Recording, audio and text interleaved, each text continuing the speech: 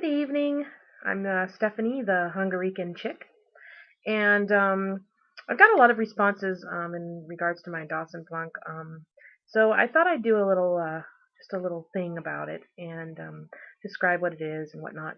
It's basically a knitting loom, and you can get knitting looms at Michael's. They're in plastic. I have a package of three circular ones, or actually four, I think. That you can start. You can make socks with the small one, and so on. You can do hats with the big one, and they have all sorts of tricks and stuff, and they're fairly affordable. They're probably I'd say about $20 for the package of four, and then they have the long ones, like I have this one here. But there is a difference between the plastic ones and then this one that I have here. This is a traditional Dassenplank, and it's probably about 2 feet long. I've never measured it. And it's basically a piece of wood. Somebody cut it and then routed the edges. They made a nice slot down the center, you can see, and then it has pegs all along the top.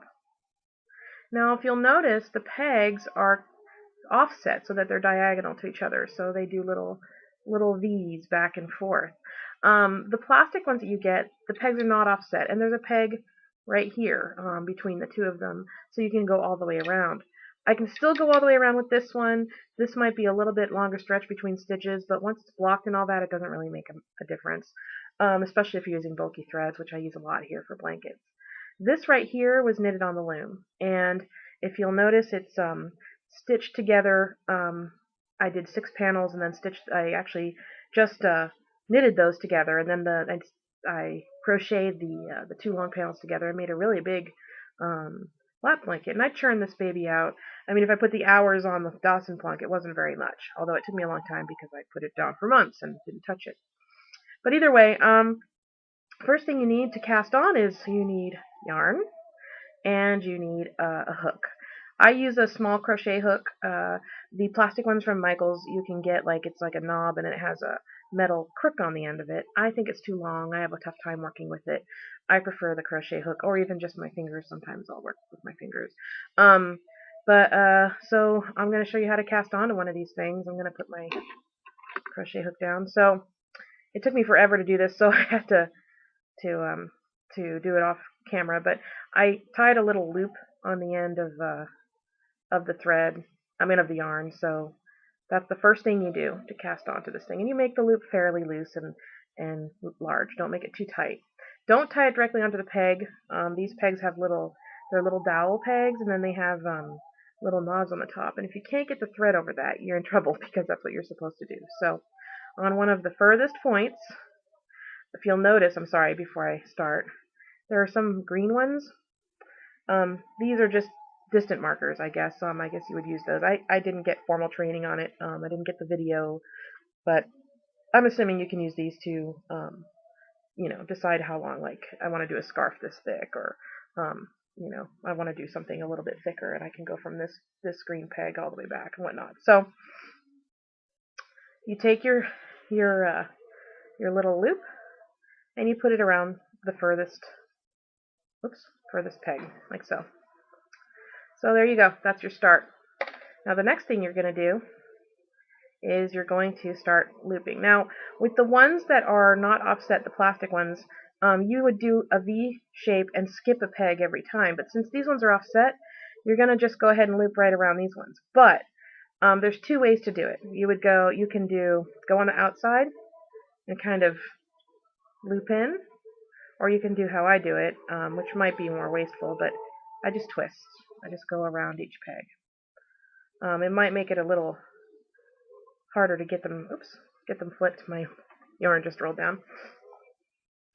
Oh my goodness, my dog is flagrantly burying his belly by the fire. It's really distracting. Okay, so just keep going. And I'm going to get to one end, and we'll go from there. Okay, so I've reached the end, and the next thing I'm going to do is take my thumb, push these babies down. And I've just looped this one over this thread over the last thing and left it there. I'm going to zip down, and there you go. So now it's all pushed flush. See, it's kind of pushed down towards the edge. This would be the time, like if you wanted to get one of those special fibers that has the little spriggy kind of thing sticking out, or if you got the ones that had the little, it's a string with little puffs that go along it. This is a really cool time to throw something in there and add a little more texture to what you're doing if you want to do a scarf or whatever. So you would just take that fiber and lay it down this channel.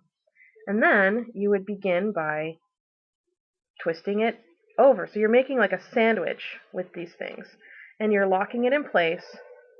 Try not to do this too tightly, by the way, otherwise you'll have a heck of a time. But don't do it too loosely either, otherwise your stitches will be very loose. Sorry about that. It's 8 o'clock. Okay, so I'm just twisting away.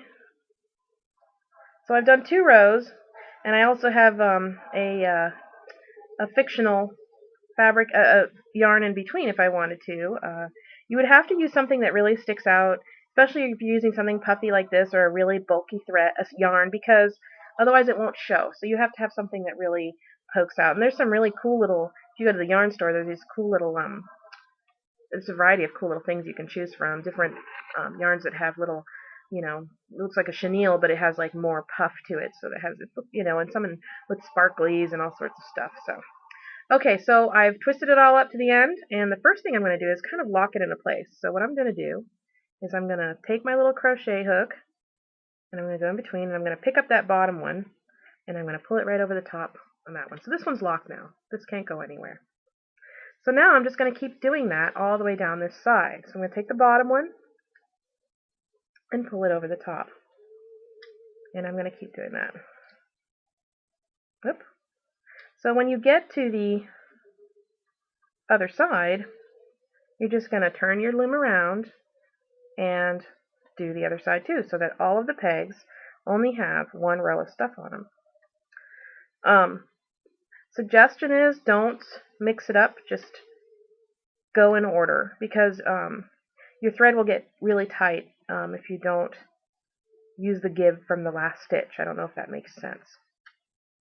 So I just go all the way down.